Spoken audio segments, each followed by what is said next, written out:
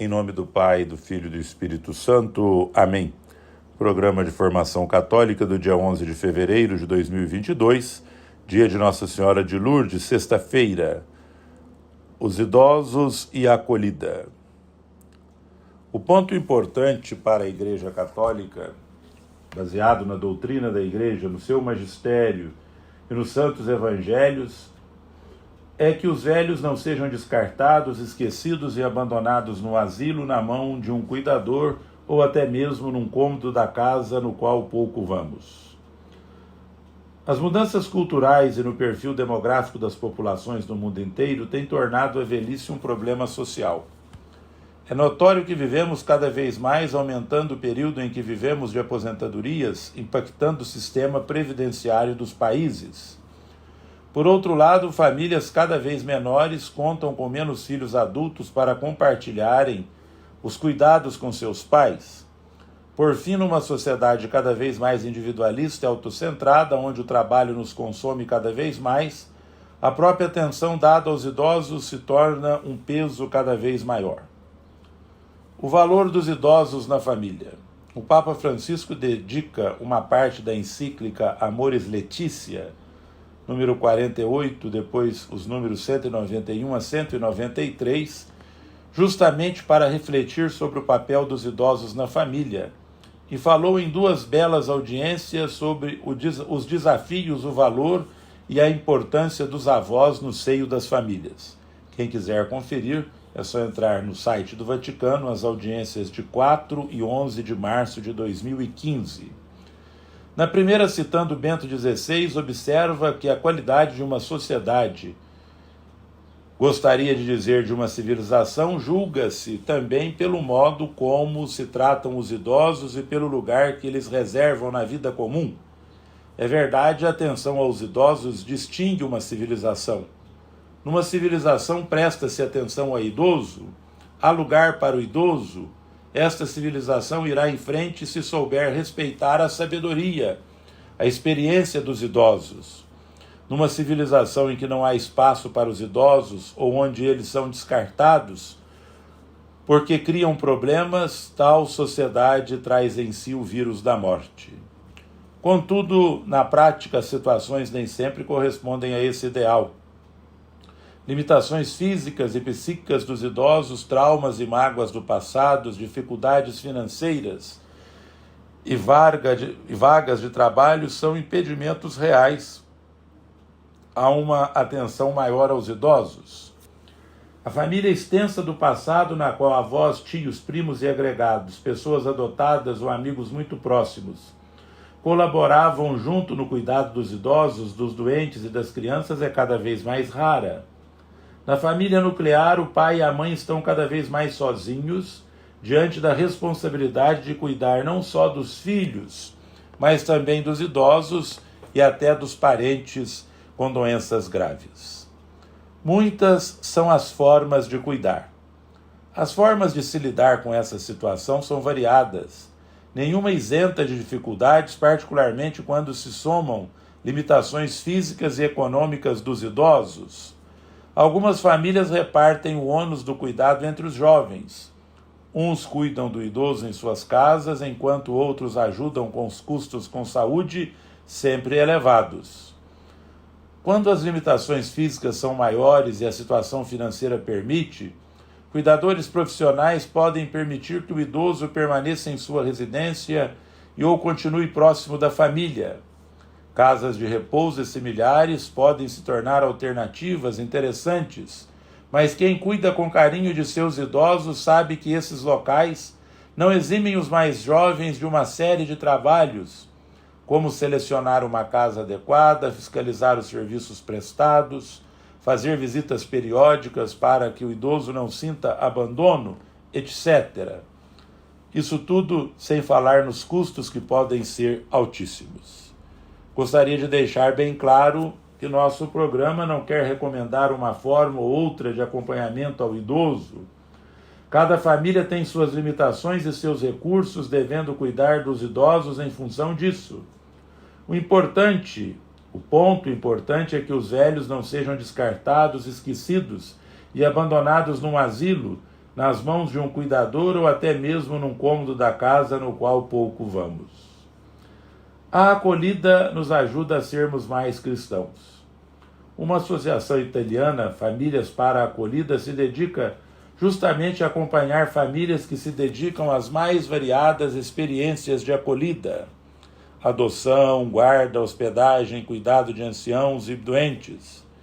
Na sua versão mais radical, a família prepara um quarto de hóspedes que será ocupado pela primeira pessoa que necessitar, seja um viajante, um órfão, um ancião ou um doente. O grupo, contudo, se dedica também a famílias que se propõem à adoção, que têm idosos ou doentes e precisam de acompanhamento. Um dos coordenadores dessa associação me explicou que haviam aprendido que a acolhida àquele que necessita é a melhor forma de evitar o aburguesamento das famílias e de seus filhos. Esse termo hoje em dia precisa ser explicado. Aburguesamento é a tendência dominante na nossa sociedade de se deixar levar pelo comodismo e pelo individualismo, pela perda de qualquer ideal que não seja o próprio sucesso financeiro, pela redução do amor à troca de afetos, que se abandona quando o outro parece não nos corresponder mais. O aburguesamento, assim entendido, é o maior perversor de uma família cristã e o mais difícil de ser combatido, pois esconde-se em todas as situações e contextos, inclusive quando se procura fazer o bem e infundir bons valores aos jovens. Ao encontrar uma pessoa acolhida em sua casa, dizia esse meu amigo, as crianças entendem naturalmente pela observação de uma situação concreta que não são o centro do mundo, que existem outras pessoas que sofrem mais do que elas e que precisam de apoio, aprendem a tolerância em relação ao outro e descobrem a alegria que vem de doar-se ao outro. Tudo isso que, em seu caso, refere-se a uma experiência profundamente radical, vale para qualquer uma das nossas famílias, quando acolhemos nossos idosos e doentes, nossos parentes e amigos em dificuldades. Cuidar do idoso é bom também para nós. Cuidar de um idoso, seja lá qual a modalidade possível ou necessária na vida de cada um de nós, não é diferente de adotar uma criança ou mesmo criar o próprio filho. Nos três casos, o sucesso depende da nossa pouca expectativa. Não é justo, ainda que seja compreensível, esperar deles um retorno, pois fazemos para o bem deles e não para o nosso. Toda expectativa, seja de reconhecimento, seja de colaboração, acaba gerando frustração e dificultando a convivência. Além disso, não fazemos por retribuição ao que aconteceu no passado. Em alguns casos, nem mesmo temos boas recordações daquelas pessoas. Fazemos porque tem que ser feito agora, porque percebemos que de alguma forma o sofrimento deles seria doloroso também para nós. Quando cuidamos de um outro, seja um idoso, um doente ou uma criança, temos que aprender a sair de nós mesmos, olhar para o outro e reconhecer que naquele momento o importante é o bem dele e não o nosso. Não é fácil, é um aprendizado, mas é fundamental para a nossa relação entre esposos, com filhos, colegas de trabalho, alunos. Ninguém é feliz se não consegue sair de si mesmo. O autocentrismo é como uma trepadeira parasita que vai crescendo sobre outra planta, asfixiando-a. Para cuidar deles, temos que nos afastar do autocentramento e assim aprendermos a ser mais felizes e a ser uma companhia melhor para todos aqueles que amamos. O gesto de cuidar exercita em nós a virtude da ternura, e a ternura tem um curioso mecanismo de retroalimentação. Quanto mais ternura damos, mais ternura recebemos, não do outro, mas de nós mesmos. O coração terno se alimenta a si mesmo sem precisar de retribuição. Então, diante das dificuldades inevitáveis no cuidado com o outro, se a raiva pelos aborrecimentos é maior que a ternura dispensada, ganha a raiva e o aborrecimento. Se a ternura fala mais alto do que a raiva, ganha a ternura e ela nos recompensa. Ave Maria, cheia de graça, o Senhor é convosco. Bendita sois vós entre as mulheres. Bendito é o fruto do vosso ventre, Jesus. Santa Maria, Mãe de Deus, rogai por nós, pecadores, agora e na hora de nossa morte. Amém. Bênção da saúde, oremos. Senhor, que curastes muitos enfermos, restituí, se for da vontade do Pai, a saúde dos nossos irmãos e irmãs que sofrem. Senhor, tende piedade de nossos doentes e vinde em seu auxílio. Pelo sinal e poder da Santa Cruz e pela intercessão da bem-aventurada Virgem Maria, Senhora de Lourdes, o Senhor nos abençoe e proteja. Volva o seu olhar sobre nós e tenha compaixão de cada um de nós. Que Ele mostre a sua face misericordiosa, nos dê a paz e nos conceda a desejada saúde. Jesus, que aliviou os sofrimentos e curou as doenças, afaste de nós todos os males e enfermidades. Bendito seja o nome do Senhor. Pelo sinal da Santa Cruz, Deus Pai nos abençoe agora e sempre e nos acompanhe em todos os momentos de nossa vida. Amém. Deus Filho conceda saúde aos doentes. Amém. Deus Espírito Santo ilumine a todos. Amém. O Senhor esteja convosco, Ele está no meio de nós. Por intercessão de Nossa Senhora de Lourdes, abençoe-vos o Deus Todo-Poderoso, Pai, Filho e Espírito Santo. Amém.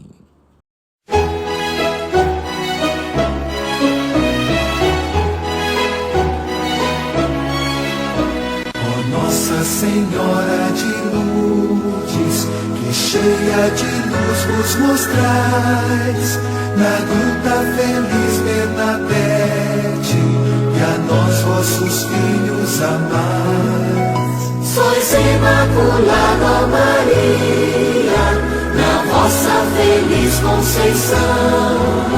Ó Nossa Senhora de Lourdes, ouvi o louvor e a oração.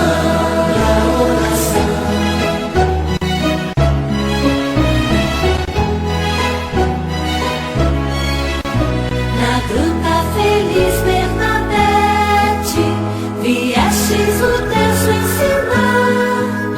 Lembrastes que sem penitência ninguém poderá se salvar. Sois Imaculada, ó Maria, na vossa feliz conceição. Ó Nossa Senhora de Lourdes, ouvi o louvor e a oração.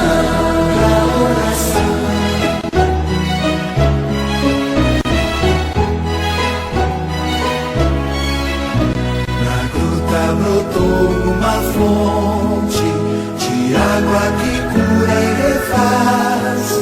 É a água da graça e da vida que o Filho bendito nos traz. Sois Imaculada, ó Maria, na vossa feliz conceição. Ó Nossa Senhora de Lourdes, ouvi o louvor e a oração.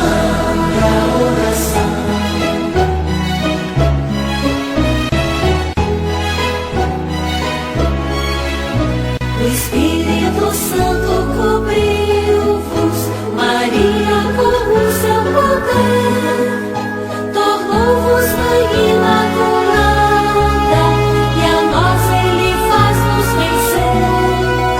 Sois Imaculada, ó Maria, na vossa feliz conceição. Ó Nossa Senhora de Lourdes,